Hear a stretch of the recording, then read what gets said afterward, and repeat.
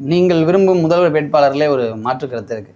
நம்ம நடத்துறது என்ன எலெக்ஷன் ஃபர்ஸ்ட்? நார்மலான ஒரு எலெக்ஷன். நம்ம ஊரில் ஒன்றும் அதிபர் தேர்தல் நடக்கலை. யார் அதிபர் அவருக்கு ஓட்டு போடுங்கன்னு எடுக்கல.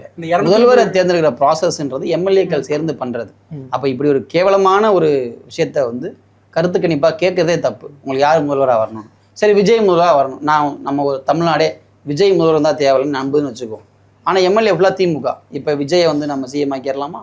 இப்போ அண்ணாமலை தான் வந்து வச்சுக்கோ. அதுதான். ஸோ இப்படி முதல்ல இந்த மாதிரி நடைமுறைக்கு ஒவ்வாத விஷயங்களை கருத்து கணிப்பாக கேட்கறதே தப்பு. சரி, பரவாயில்ல, விஜய்க்கு வந்து ஒரு பாப்புலாரிட்டி இருக்குது, அதனால வந்து அவருக்கு பாப்புலாரிட்டி இருக்கிறது உண்மைதான். அவரை வந்து அவங்க எடுத்திருக்காங்க. ஸோ அதில் வந்துருக்குன்னு வச்சுக்கோமே. அப்படிப்பட்ட சூழலில் இதில் நீங்கள் வந்து இயல்பாக மக்கள்கிட்ட நீங்கள் சொன்ன மாதிரி இயல்பாக நம்ம போய் கேட்குறோன்னா மக்களுக்கு ஸ்ட்ரைக் அவுட் ஆகிற நேம்ஸில் இருந்து தான் அவங்க சில விஷயங்களை சொல்லுவாங்க. ஆனால் அந்த இடத்துல போய் நிற்க போகிறது, நீங்கள் மக்கள்கிட்ட தமிழ்நாடு முழுக்க அங்கே போய் நிற்க போகிறது விஜய் கிடையாது, ஸ்டாலின் கிடையாது, எடப்பாடி கிடையாது, அவங்க பார்ட்டியோட ரெப்ரஸன்டேட்டிவ். ஸோ விஜயை தெரிஞ்சவங்களுக்கு லோக்கல் யாரை தெரியுன்றதும் இருக்குது. வேட்பாளரை தெரியுமா? அவங்க சின்னத்தை பார்த்து வாக்களிக்கக்கூடியவங்களாக இருப்பாங்க, இல்லை விஜய் கட்சியை பார்த்து வாக்களிக்கக்கூடியவங்களாக இருப்பாங்க. அது மாதிரி தான் திமுகவுக்கும் அதிமுகவுக்கும். ஸோ அப்போ எதை பார்த்து வாக்களிப்பாங்களோ நீ அதை வச்சு தான் கேட்கணும்.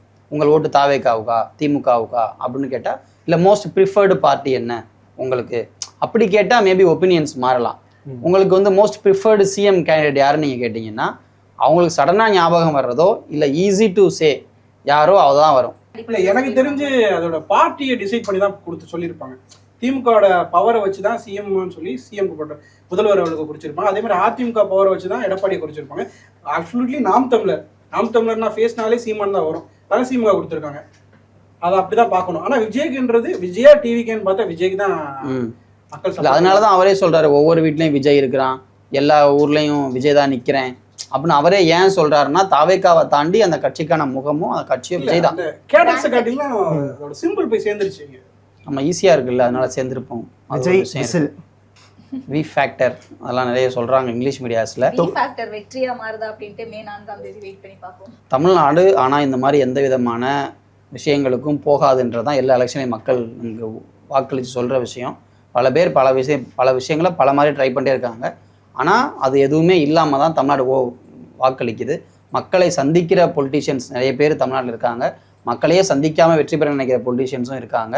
ஸோ மக்களுக்கு யார் வேணும்னு அவங்க தான் முடிவு பண்ணணும். எல்லாத்தையும் வந்து நம்ம ஒரு குறிப்பிட்ட இடத்துக்கே போய் வாங்க முடியாது, அரசாங்கத்தையும் ஒரு குறிப்பிட்ட இடத்துல நடத்த முடியாது. அப்படி நடத்ததுனால தமிழ்நாட்டுக்கு என்னாச்சுன்னு மக்களுக்கு நிறைய தெரிஞ்சிருக்கும். அரசாங்கத்தை வந்து நீங்கள் ஒரு மலைவாச ஸ்தலத்துலையும் அரசாங்கத்தை வந்து நீங்கள் எங்கேயோ இருந்தும் நடத்தும் பொழுது ஸ்டேட் எந்த அளவுக்கு நாசமாக போச்சு அப்படின்றது மக்களுக்கு தெரிஞ்சிருக்கும். ஸோ அப்படிப்பட்டவங்களும் மக்கள் வாக்களிக்க மாட்டாங்கன்னு நான் நினைக்கிறேன்.